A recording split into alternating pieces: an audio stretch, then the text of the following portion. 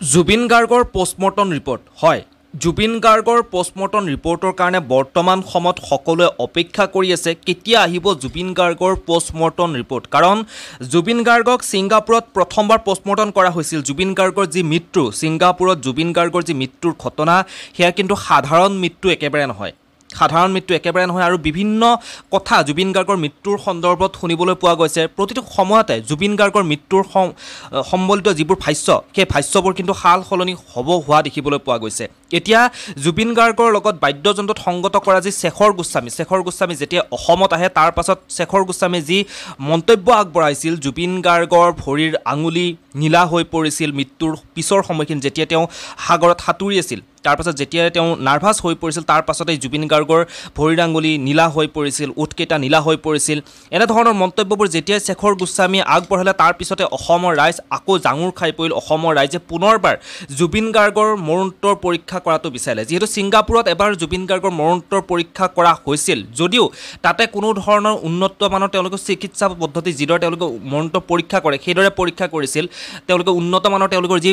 প্ৰযুক্তি সেই প্ৰযুক্তি তেওঁলোকে ব্যৱহাৰ কৰিছিল কটা চিঙা এনে সাধাৰণতে যিধৰণে কটা চিঙা কৰি মৰণোত্তৰ পৰীক্ষা কৰা হয় সেই পৰীক্ষা কিন্তু ছিংগাপুৰত কৰা হোৱা নাছিল গতিকে জুবিন গাৰ্গৰ যিসকল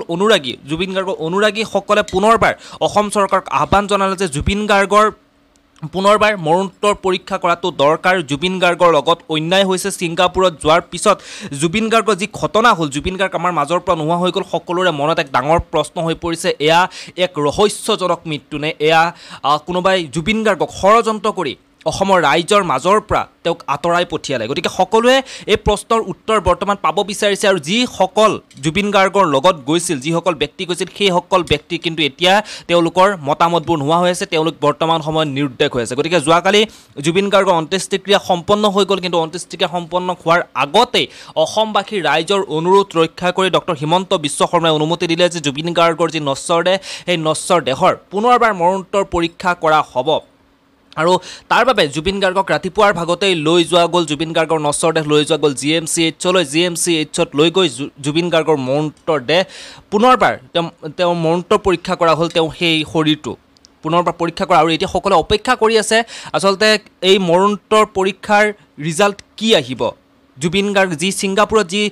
কোৱা হৈছিল যে জুবিন গাৰ্গে সাঁতুৰি থাকোঁতে পানীত পৰি তেওঁৰ মৃত্যু হৈছিল সেয়াই আহিব নে ইয়াৰ আঁৰত আন কিবা বেলেগ ৰহস্য লুকাই আছে যিহেতু বেছিভাগে সন্দেহ কৰিছে বিষক্ৰিয়া হৈ জুবিন গাৰ্গে মৃত্যুমুখত পৰিছে কোনোবাই জুবিন গাৰ্গক এলকহলৰ লগত জুবিন গাৰ্গে বিয়েৰ খাইছিল বুলি জানিবলৈ পোৱা গৈছে শেখৰ গোস্বামী যি মন্তব্য আগবঢ়াইছে তেওঁ সাগৰত নামাৰ আগত বিয়েৰ খাইছিল গাহৰি খাইছিল গতিকে সেই বিয়েৰৰ লগত কোনোবাই বিষ মিলাই দিয়া বুলি বহুতে বৰ্তমান সময়ত কিন্তু ক'ব বিচাৰে গতিকে মৰণোত্তৰ পৰীক্ষাৰ ৰিজাল্ট যেতিয়া ওলায় তেতিয়া আমি গম পাম যে আচলতে এই ঘটনাটোৰ আঁৰত আৰু আন কিবা বেলেগ কিবা কাৰণ লুকাই আছে নেকি আৰু যিসকল জুবিন গাৰ্গৰ ঘটনাটোৰ লগত দোষী সেই দোষীসকলক খুব সোনকালে কৰায়ত্ব কৰে তেওঁলোকৰ বিহিত ব্যৱস্থা লওক তাৰে আমি সকলোৱে কামনা কৰিছোঁ পুনৰ লগ পাম এনেধৰণৰ কিছু নতুন খবৰেৰে অপেক্ষা কৰিছোঁ জুবিন গাৰ্গৰ মৰণোত্তৰ পৰীক্ষাৰ ৰিজাল্টৰ বাবে